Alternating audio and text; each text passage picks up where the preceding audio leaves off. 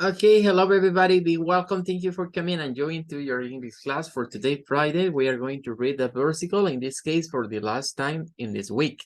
Remember, we were talking about to be the salt of the earth, and we are going to find it in Matthew 5:13. And the Lord said to us, you are the salt of the earth, but if the salt loses its saltiness, how can it be made salty again? It is no longer good for anything except to be thrown out and trampled underfoot. Bienvenidos, gracias a todos por conectarse. Estamos iniciando, ¿verdad? Esta clase de la última, digamos, de esta semana y vamos a revisar este versículo, ¿verdad? Ya por última vez. Recordando que lo que hemos tratado de aprender esta semana es acerca de la sal de la tierra o salt of the earth. Bueno, hemos visto ya en las clases anteriores algunas versiones de la Biblia. Hoy nos vamos a concentrar en la que es la Amplified Bible o la Biblia amplificada. Comienza igual que el resto. You are the salt of the earth. Esa es una frase que no cambia, ¿verdad? Es una expresión idiomática que utilizó Jesús para hacer una comparativa entre lo que debían ser los cristianos, considerados como la sal de la tierra. Luego viene la parte en donde dice, but if the salt has lost its taste. Y entre paréntesis tenemos la palabra purpose. ¿Qué significa esto? Pero si la sal, dice, ha perdido su sabor. Recordemos que taste es sabor. En otras versiones aparece lo de tasteless, que es como que se ha vuelto insípida, pero ya sea que se use la idea de que ha perdido su sabor o se volvió insípida, lo que Jesús quiso decir, y por eso nos lo explican ahí entre paréntesis, es que ha perdido su propósito. El propósito de la sal es dar sabor. Entonces, si pierde ese sabor salino, pues ha perdido su salinidad. Nos dice, how can it be made salty? ¿Cómo se hará nuevamente salada? It is no longer good for anything. Ya no es buena para nada, dice. But to be thrown out and walked on by people. Ya no queda más que sea buena, dice, ya no es para nada buena, pero va a ser arrojada, dice, y pisada, ¿verdad? O que bueno, esta no dice que sean pisada la sal por las personas. Dice que las personas caminen sobre ella, que vayan caminando sobre ella. Hemos estado aprendiendo y hemos citado de que la sal tiene diferentes características y es increíble, ¿verdad? En qué sabiduría Jesús nos trajo estas enseñanzas y nos mostró o nos hizo comparaciones que a simple vista pareciesen no la gran cosa, pero si uno las va analizando, nos hemos dado cuenta que la salt se puede utilizar, digamos, para saborizar en primer lugar, ¿verdad? Para dar sazón, pero también hemos visto que se puede utilizar to cure, para curar heridas como algún tipo de, de desinfectante, deshidratizante. Se puede utilizar también para preserve, que es preservar las cosas, ¿verdad? Para que no se arruinen. Se puede utilizar también, decíamos, o bueno, los romanos propiamente lo usaban para pagarle a los soldados romanos, porque de ahí se desprende el vocablo salary o salario, porque les pagaban con sal, porque en ese tiempo la sal era un bien preciado, algo, digamos, que tenía valor. Eh, pero, curiosamente, al final de esa parte, Jesús incluso hace referencia a que aunque la sal haya perdido su sabor, aún tiene algún tipo de uso. No el uso para la que nació. O sea, no es el uso o no es el propósito con el que Dios la creó. Pero aunque pierda el propósito con el que Dios la creó, todavía se puede usar para algo. Y es lo que nos trata de explicar la Amplified Bible en la parte final. Muchas veces cuando solo leemos, más que para que sea tirada y pisoteada, nos quedamos sin saber el contexto de a qué se refería Jesús con eso. Y la Amplified Bible lo explica. Dice, when the walkways are wet and slippery. Antiguamente, cuando llovía, ¿verdad? Los caminos, recuerden que eran de piedras, o sea, los caminos que habían construido en ese tiempo eran piedras grandes, ¿verdad? Piedras como las que son, las que les decimos nosotros piedras de río, una tras otra para hacer el camino. Entonces, esas piedras cuando se mojan, ¿verdad? Tienen la situación que son muy lisas. agarran mucha humedad. Entonces, era frecuente que las personas al ir caminando se cayesen y se golpeasen. Algunos incluso podían morir, ¿verdad? Del golpe que se podía dar en la cabeza al ir caminando. Entonces, a la sal, cuando ya no servía, ya no tenía buen sabor, ya no servía para ninguna de las propiedades que mencionamos al principio, la tiraban en esos caminos húmedos, en esos caminos que eran lisos, para que las personas no se cayeran al pasar sobre ella. Por eso es que Jesús al final habló de eso, de que no sirve más para ser tirada y que la gente la pisotee.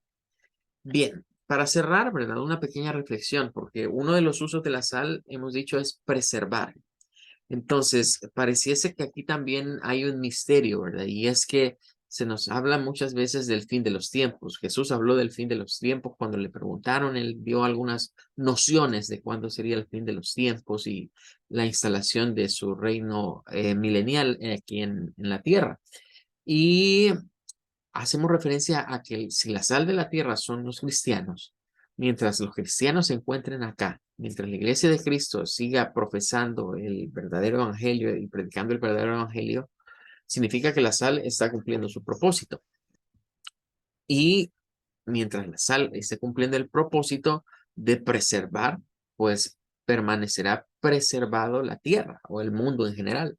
Pero cuando la sal sea arrancada, junto con la sal, el Espíritu Santo, pues ya el mundo ya no será preservado.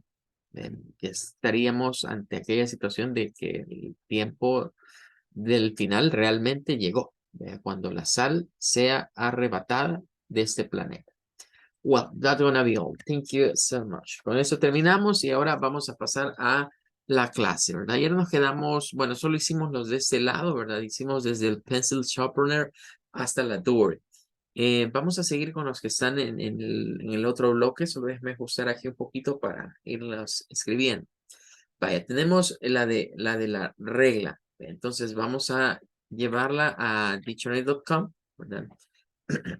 Y como es una palabra simple, pues no vamos a tener problema, ¿verdad? Lo vamos a encontrar fácilmente. Bien, vean ruler. Ru es U. Es uno de los sonidos de la U. Ruler. Ruler. Pero esta palabra es bastante interesante porque la estamos viendo en la aplicación de una regla graduada para medir. Pero como nombre se puede utilizar, mire, como a person who rules or governs, una persona que él manda, o sea, es el que gobierna. Eh, Se puede utilizar también como cualquier elemento hecho de madera, de metal, dice, que es largo y que tiene un borde, ¿verdad? Que sirve pues para medir. Esta es la que realmente estamos nosotros buscando acá. Ya puede ser hecha de madera, de metal o cualquier material plástico que lleva inches, son pulgadas, centímetros, para using for drawing lines and measuring, para medir y para venir a sacar lo que son, hacer líneas, ¿verdad? Con ella. Bueno, entonces ya tenemos ahí la pronunciación, ¿verdad? Lo vamos a llevar acá al documento y nos quedaría así, ¿verdad? Ruler. Voy a hacerla soy un poquito más grande. Ruler. Bien, esa sería regla. Dos pronunciaciones y nótese el sonido al final. Lur, ur, ur. Lo que hemos dicho, hay una tendencia en las palabras que terminan con la combinación ER al final, donde se cambia ese sonido de la E. No es no es ruler, no es ruler. Es un sonido diferente. Vamos con este otro. Este dice que son hojas de papel. Vamos a buscarlo acá. Vamos a ver. No nos aparece el plural. Notarán que el plural no nos aparece. Nos aparece el singular. Y nos aparece como shit. Este es sonido largo. Shit.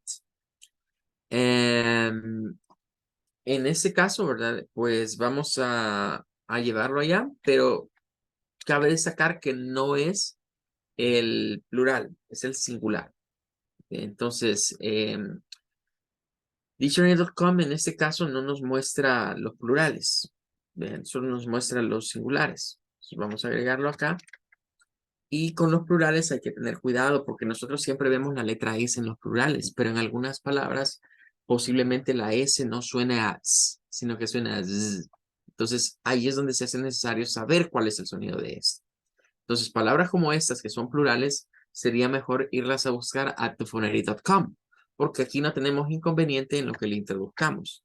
Entonces vamos a ponerla acá como plural y vamos a ver cómo se comporta la S del final.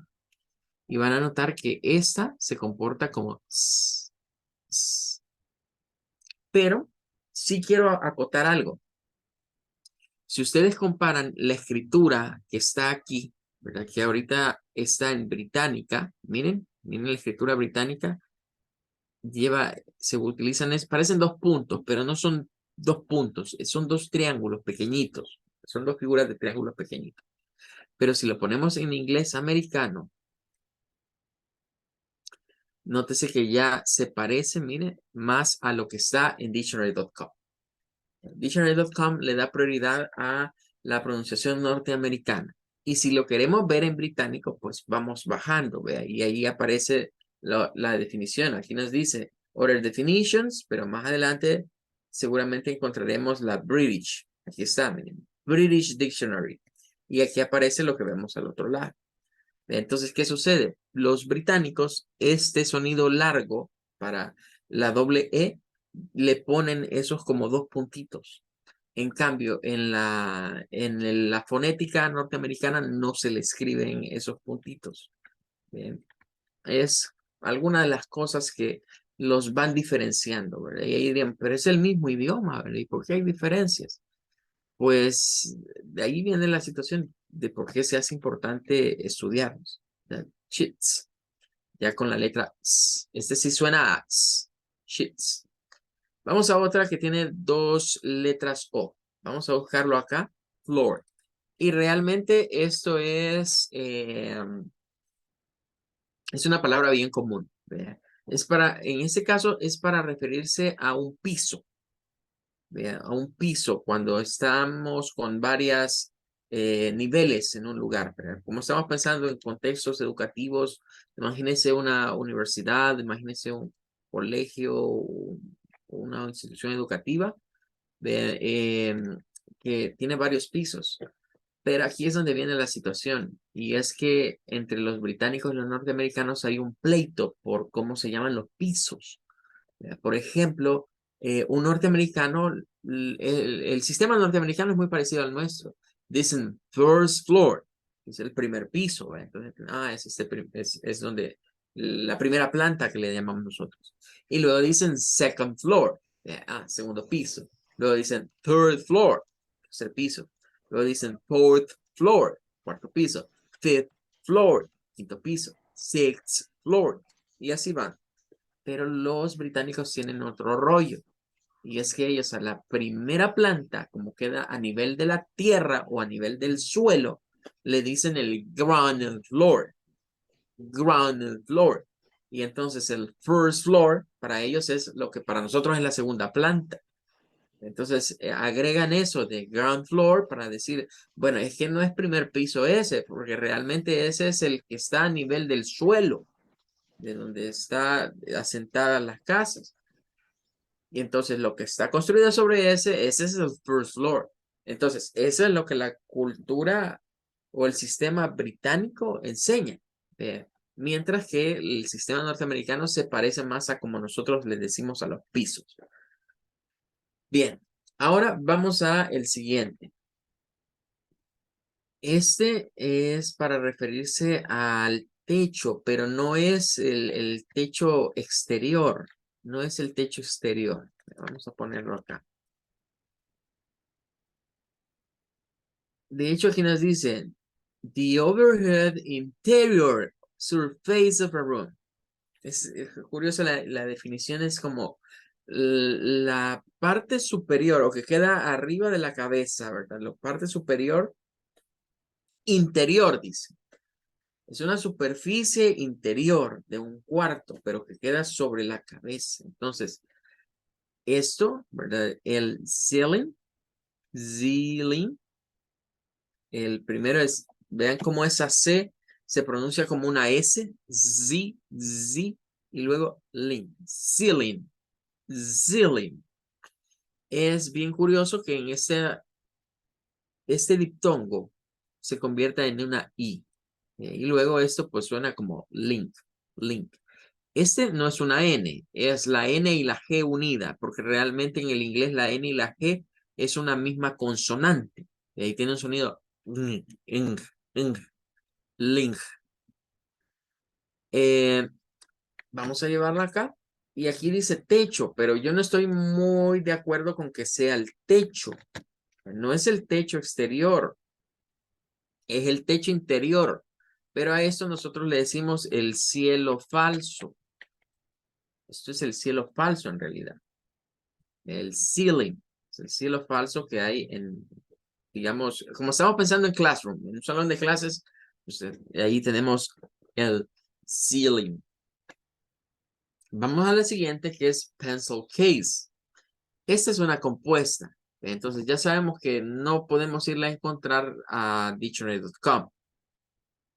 Vamos a encontrar pencil y vamos a encontrar case separados, pero no como pencil case. Entonces vamos a ponerla mejor en tufoneri.com.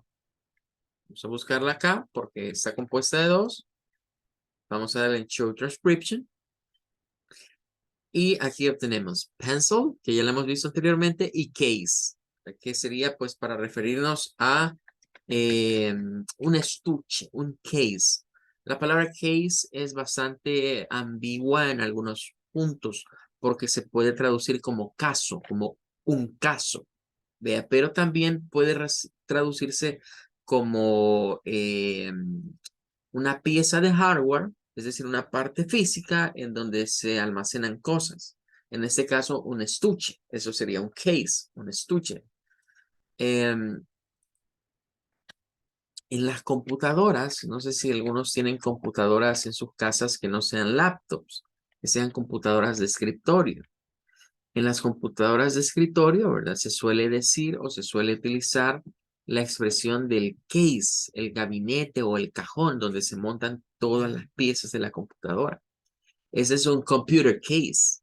Entonces, hay palabras de estas que se pueden aplicar con diferentes elementos.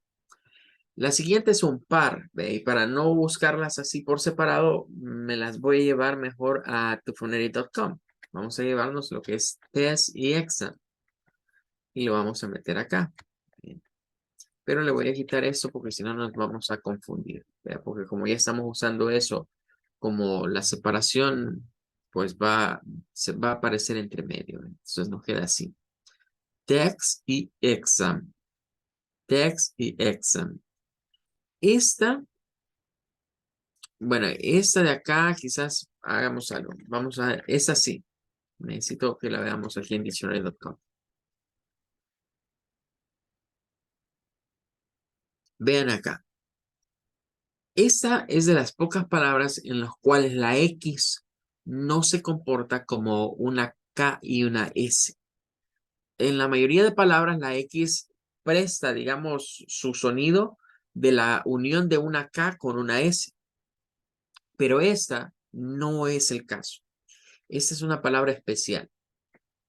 Por eso es que ellos a veces no mucho la utilizan. Prefieren hablar de test que de exam. Exam. No es exam, es exam. Exam. Exam. Es con G. O sea, se suena con G y luego con zam. Exam. Es una bastante curiosa, ¿verdad? Porque como repito, la mayoría de veces la X la vamos a ver con otro sonido diferente al que aparece acá. Eso es lo que sentimos nosotros complicado del inglés, que el español nos acostumbró a que pues vemos algo escrito y si, eso siempre tiene el mismo sonido. Nunca varía, pero vamos al inglés y en el inglés nos encontramos con este tipo de situaciones, ¿verdad? Donde una letra en algunas palabras se pronuncia de una manera y en otras de otra. Y ahí es donde está el reto. Ahí es donde está el desafío en aprender inglés, en saber cuáles son y en qué momento aparecen esas letras o esos sonidos. La siguiente es homework. Esto es para decir tarea. Homework. Hum, ¿ven? Hum, como que fuera O. Homework. Esta OR tiene una pronunciación, ¿verdad? Que es como work. Work. Homework. No es work. No es con O. Es work. Homework. Bueno, es una tarea. Vamos a ver. Vamos a llevarla entonces a acá.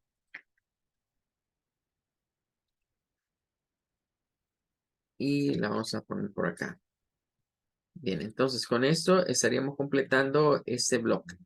Ahí estaríamos completando este bloque. Vamos a hacerle un screenshot.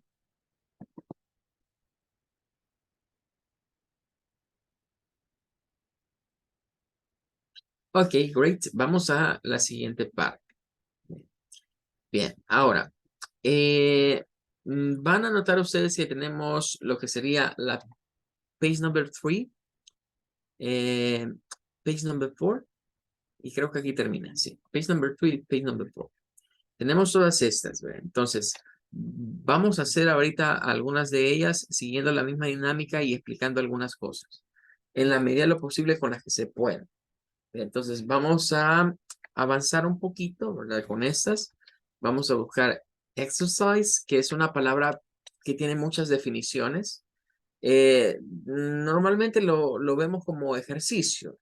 Exercise, exercise. ¿Ven? Esta es una de 3 sílabas. Aquí sí, miren, la X suena a una K y una S, pero se separa. Se separa el componente de la K y se junta a esa E para sonar a ek, ek. Luego la S, que de dónde, porque uno dice, bueno, ¿y de dónde sale esa K y de dónde sale esa S? Sale de la X. La X en algunas palabras como esta funciona como una x, x, una KS. Entonces, se dividen en las sílabas. Una sílaba se queda con la E y la K, y la otra sílaba se lleva la S con el or. Nuevamente, or, ER. Hemos dicho, cuidado con la R al final de las palabras, pero nos vamos a dar cuenta que la R en algunos casos puede estar en medio y siempre sonar a schwa, a exer, exer, exer. Y la última parte, miren, toda esta que sería esto de aquí, la C suena a una S, esta I suena a I, que es el sonido largo, la E no suena, y la S del final suena como una Z. Zeiss, Zeiss, exercise, exercise. Ahora, la definición, miren, nos dice varias cosas. Is only a mental exertion, especially for the sake of training and improvement of health. Eso se refiere a la ejercitación del cuerpo, pero también puede ser mental, dice, ¿verdad? Con el propósito de o la finalidad de entrenar, ¿verdad? O mejorar la salud.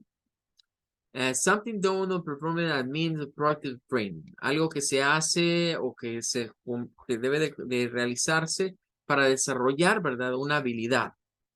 Luego nos dice que puede ser to put exercise o permanent practice, poner ejercicios, que es, digamos, el sentido que va ahorita, ¿verdad? Y tenemos to put into action, practice, poner en acción, practicar. Ahí es donde lo veríamos eso. Porque a veces, como estamos hablando de contexto escolar, podemos pensar en el exercise como el ejercicio, pero en el inglés se diferencia. Porque para situaciones escolares, al a hacer ejercicio o le llaman más la materia. no sé si ustedes serán de esos que les gusta ir a los gyms, ¿verdad? Pero actualmente el ejercicio físico ya no se suele utilizar este término de exercise para ejercicio físico. La gente prefiere usar un término más moderno que es un workout. Y saben que van al gimnasio. Entonces ha ido variando. Pero eso sería un ejercicio como de matemáticas o algo de resolver en una clase. La siguiente es oral presentation. Esta tiene lo que vendría siendo dos, ¿verdad? Por lo tanto, si lo buscamos en dictionary.com, tendríamos que buscar por separado oral y por separado presentation. Lo vamos a llevar mejor a dictionary.com para obtener más rápido la transcripción al IPA y que podamos ver la pronunciación más claramente. Oral. La primera parte es O. Es el sonido de la O que se corta acá. No es O, no es oral, no es oral. O, oral. Y luego la palabra presentation. Miren, la primera parte, esto de acá. Con la Z. Present. Esa es la TA. Presenté. Y esta terminación es muy común en el inglés. Oímos un montón de veces la terminación esa de la T-I-O-N en muchas palabras en el inglés. Bien, entonces, siempre esa terminación, la T no suena. La T nunca va a sonar. No es tion, no es presentation, no. Es presentation. Suena Shion. Es el sonido SH. O sea, si se los escribiese, les diría, miren, este sonido, ¿verdad? Es prácticamente como que quisiéramos o intentáramos gesticularlo con la SH, ¿sí? Una UH y una N. Shion. Entonces, siempre que veamos en palabras que terminen, que tengan esta terminación T-I-O-N, el sonido siempre va a ser Sean. Oral presentation. Una presentación oral, ¿verdad? Es decir, una exposición podría ser también. Oral presentation. Bueno, ya la tenemos acá. La vamos a llevar entonces ahora a nuestro documento. Y vamos a ubicarla por acá.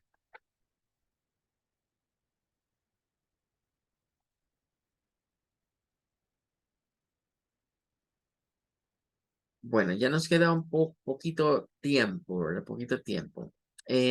Voy a dejar que esta parte, esta página, este bloque precisamente, vamos a avanzar hasta donde nos dé el tiempo, pero voy a dejarlo como una homework, va a ser una tarea.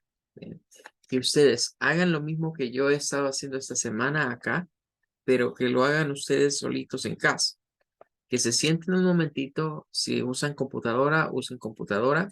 Si lo hacen en el teléfono, no problem, ¿verdad? Algunos son más habilidosos en el teléfono que en la computadora, pero que vayan haciendo esto mismo y me envíen a mí esto que yo estoy haciendo. Es decir, sacar los sonidos, ¿verdad? Ya sea que los busquemos en dictionary.com o que los busquemos en tufoneri.com para las palabras que se encuentran en esta página.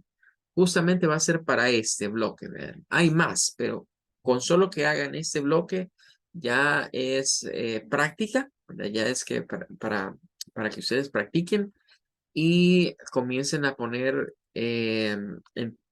a ver, mejor dicho, y a deslucidar. Porque cuando los busquen, traten de interpretar, de acuerdo a lo que yo he ido hablando en clase, traten de interpretar cuál es el sonido que se va haciendo acá. Por ejemplo, miren, en esta está una UE, no es glue, es glue. O sea, esa UE es como que la E no suene y solo suena la U, glue, glue. Esa es la pega, ¿verdad? O el pegamento. Es la pega, el pegamento. Glue, glue. Bien. La siguiente es un poco conflictiva. Aquí dice model. Model. Vamos a llevarla acá. Ahí dice que es una maqueta, así está traducida como una maqueta. Aunque esta palabra también se puede traducir directamente como modelo, model. No sé, es model. Esta es bien curiosa porque esa E que está ahí no suena. Si ustedes se fijan, es como que se perdiera la E que está entre la D y la L. Y ahí solo suena L. Lo que sucede es que la L ya lleva un sonido como de E al principio. El. Por esa razón es que no se toma en cuenta para la pronunciación fonética, porque ya la L implícita lleva el sonido de la E. Oh, model, model. No es model tampoco, es model, model. Vamos a ponerla acá. Curiosamente aquí lo han traducido como maqueta, pero esta palabra tiene muchas connotaciones. Vamos a leer algunas cuantas. Dice, a standard or example for imitation and comparison. Eh, Dice que es un estándar o un ejemplo que trata de imitar o comparar, un modelo. Luego dice, representation, generally miniature to show the construction of appearance for something. Esta definición es la que está aplicada en el material. Una representación generalmente en miniatura para mostrar la construcción o la apariencia de algo más grande. Ahí es la maqueta, un modelo o maqueta. Pero como adjetivo puede ser serve as example or model, servir de ejemplo de modelo. Puede ser worthy to serve as a model exemplary. Alguien que pueda estar, que pueda sentirse orgulloso de servir como un modelo. Como verbo, ¿verdad? Para los British, dice que puede ser para form a plan, formar un plan de acuerdo a un modelo. Give a shape, form, darle la forma o la fashion. O sea, cuando nos dicen acá la fashion, ya nos están diciendo de que de ahí viene el término que se puede decir la modelo, the model, que es la que va a mostrar, ¿verdad? Indumentaria, clothing o another things. Entonces tiene muchas aplicaciones la palabra. Estamos viendo nosotros una de ellas, que es la que se aplica al vocabulario de lo que vendría siendo los Classroom Objects. Vale, voy a tomar el screenshot y creo que por el tiempo me voy a quedar hasta acá. Entonces, les pediré de favor que esta semana, adelantando, como el lunes es primero, ¿verdad? Vamos a tener como fin de semana largo, ¿verdad? Porque no vamos a regresar hasta el Tuesday a clases. Entonces, desde Study, van a seguir con Classmates, Staple, Paper Punch, Backpack, Crayon, Poster, Teamwork, Computer, Scissors, Practice, Uniform, School Decks, To Read, To Write, Calculator, Page and See.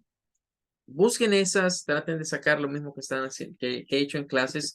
Si lo hacen en computadora, muy bien. Si se lo hacen en su cell phone, qué bien. Si lo hacen en un cuaderno anotado a mano, mucho que mejor. Lo que me importa no es el medio, lo que me importa es que lo haga. Me lo envía, ¿verdad? Para revisar si han sacado correctamente las pronunciaciones usando dictionary.com y usando TuPhonetic. Ya hemos explicado en qué casos conviene más utilizar cada una de ellas. Well, that's gonna be all for today. Thank you for coming. Have a great weekend. May God bless you, and I wait you next week. Goodbye. Goodbye. Thank you. Goodbye. Goodbye. Goodbye, everybody. Thank you so much.